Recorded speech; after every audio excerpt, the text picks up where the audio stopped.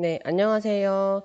오늘은 낙화라는 작품을 배워보도록 하겠습니다.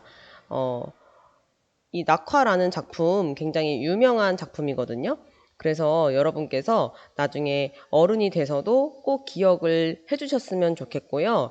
선생님이랑 같이 배웠던 거 잊어버리지 않고 나중에까지 기억을 하시면 꼭 써먹을 때가 있을 겁니다. 여기서 나온 표현 중에 굉장히 유명한 역설적인 표현이 있어요. 그래서 그 표현도 우리가 같이 배워볼 거고, 잠깐 작품에 대해서 설명을 해드리자면 낙화는요, 꽃이 떨어지는 거야. 그치? 그래서 꽃이 지는 모습을 통해 이별의 의미를 형상화한 시입니다. 꽃이 지는 것이 무성한 녹음 그리고 열매를 맺기 위한 일이듯이 이별이라는 아픈 체험이 영혼을 성숙하게 할 수 있다는 그런 깊은 통찰을 보여주는 그런 시입니다.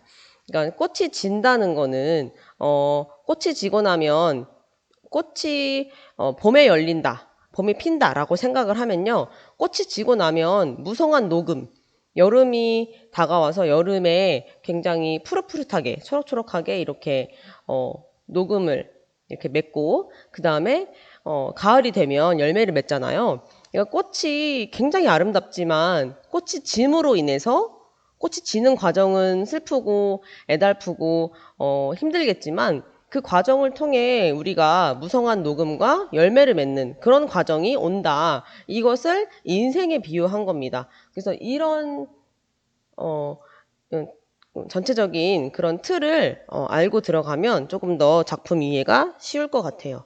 자, 그러면 선생님이 한번 낭송을 해볼 테니까 한번 쭉 읽으면서 시의 장면을 머릿속으로 상상해 보면서 한번 들어보시기 바랍니다. 낙화, 이형기. 가야 할 때가 언제인가를 분명히 알고 가는 이의 뒷모습은 얼마나 아름다운가. 봄 한철. 격정을 인내한 나의 사랑은 지고 있다. 분분한 낙화. 결별이 이룩하는 축복에 쌓여 지금은 가야 할 때. 무성한 녹음과 그리고 머지않아 열매 맺는 가을을 향하여 나의 청춘은 꽃답게 죽는다. 헤어지자 섬세한 손길을 흔들며 하롱하롱 꽃잎이 지는 어느 날. 나의 사랑, 나의 결별, 샘터에 물 고이듯 성숙하는 내 영혼의 슬픈 눈. 네, 이런 시입니다. 처음 읽었을 때는 우리가 그 전 시간에 봤던 먼 후일보다는 조금 어려운 느낌이 있어요. 그 이유는 시어가 조금 더 비유적이고 또 함축하고 있는 의미가 많아서 일 것 같습니다. 여러분들이 처음에 봤을 때는 이게 무슨 소리지? 라고 생각할 수 있을 것 같아요. 그래서 선생님이랑 같이 한번 이제 풀이를 해보도록 하겠습니다. 네. 1연 들어가 볼게요. 가야 할 때가 언제인가를 분명히 알고 가는 이래요. 이 가야 할 때가 언제인가를 분명히 알고 가는 이는요, 여기서 얘기하는 거는 꽃입니다. 그쵸?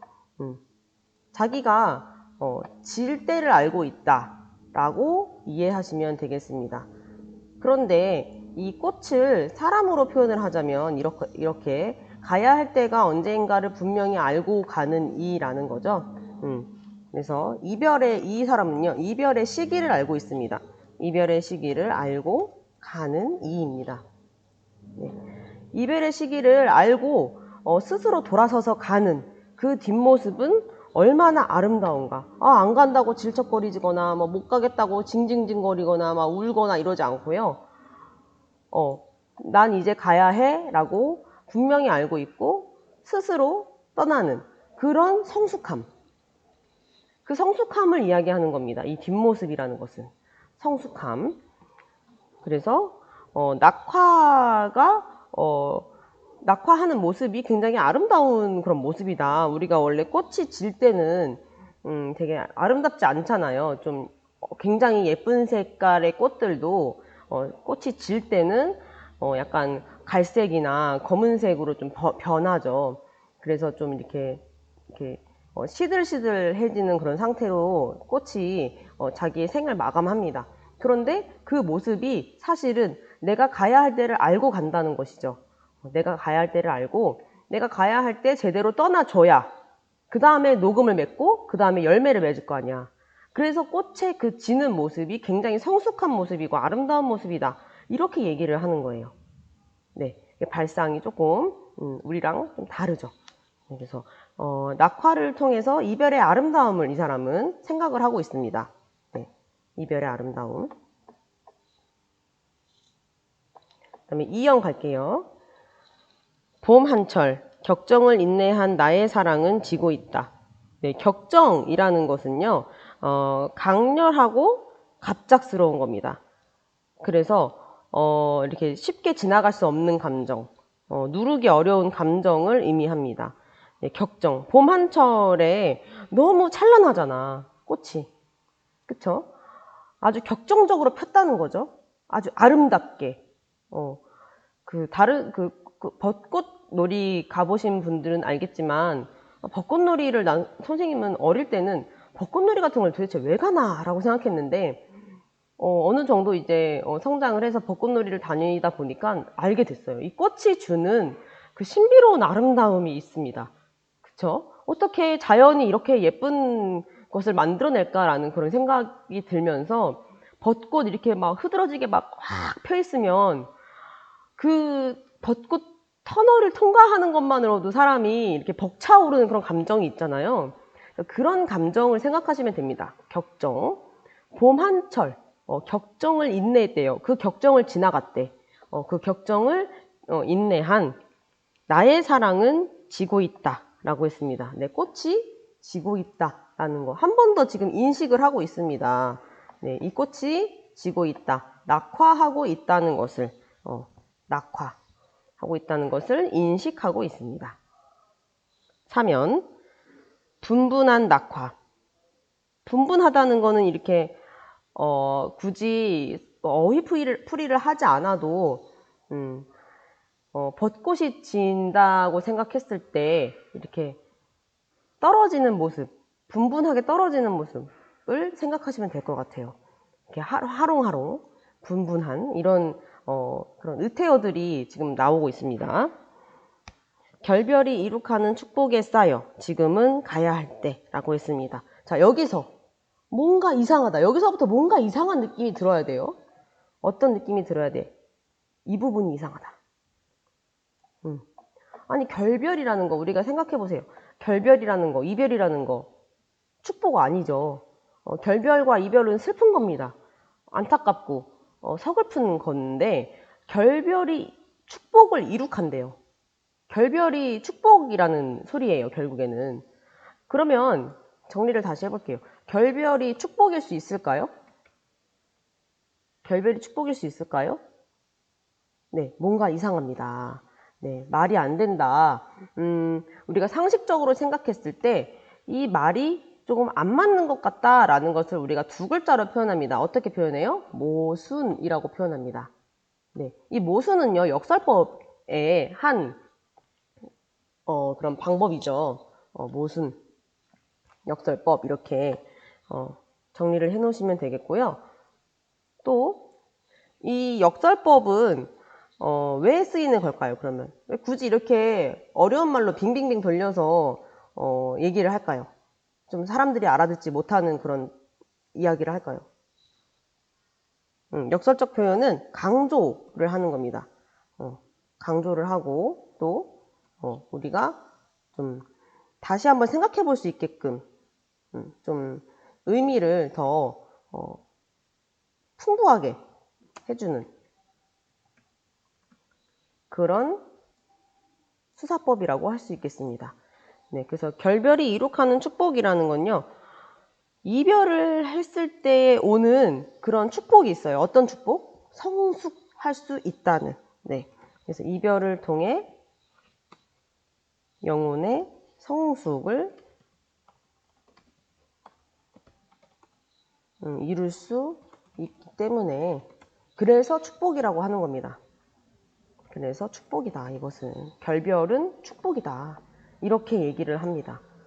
네, 발상이 뭔가 다르죠. 저희랑, 우리랑. 네, 계속 가보겠습니다. 그래서 낙화를 하는 모습을 보면서, 아, 꽃이 질 때가 됐구나. 꽃이 질 때가 왔다. 결별을 할 때가 왔다. 지금이 이별을 할 때다라는 거를 다시 한번 또 인식하고 있습니다. 네, 4연 갈게요. 무성한 녹음과 그리고 머지않아 열매 맺는 가을을 향하여. 네, 낙화를 하고 나면요, 이런 것들이 옵니다. 무성한 녹음, 그리고 열매. 이런 것들이 옵니다. 네, 무성한 녹음은 이제 여름에 이렇게, 온 세상이 초록빛으로 물드는 것을 생각하시면 되겠습니다. 네, 그래서 낙화를 하면 오는 것들입니다. 이런 것들이. 낙화의 결과. 낙화를 하고 나면 무성한 녹음과 열매가 옵니다. 네. 그러면은 여기에서 말하는 이 가을, 열매 맺는 가을은 어떤 시간을 의미할까요? 그냥 단순히 시간적인 그런 이야기를 하는 게 아니고요. 이 가을은 이 시 안에서 내적으로 성숙할 수 있는 그런 시간입니다. 내적으로 성숙해지는 기간입니다. 시간. 나의 청춘은 꽃답게 죽는다 라고 했습니다. 자, 그러면 낙화는 열매를 위한 그런 희생이다.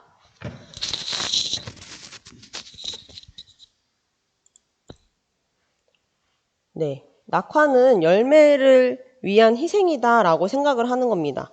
그래서 이별은 성숙하기 위한 어떤 과정이고 희생이다 라고 얘기하는 거죠. 여기 이별은 내적인 성숙을 위한 희생이다 라고 인식하는 겁니다. 내 인생도 이렇게 내 청춘도 이렇게 이별을 합니다. 나와. 내 인생에서 청춘이라는 기간은 지나갈 수밖에 없는 그런 시간이잖아요. 그 지나갈 수밖에 없는 시간이 그냥 지나가는 게 아니라는 소리야. 그냥 지나가는 게 아니라 이 청춘이 지나가고 나면 나에게 진정한 성숙이 찾아올 것이다.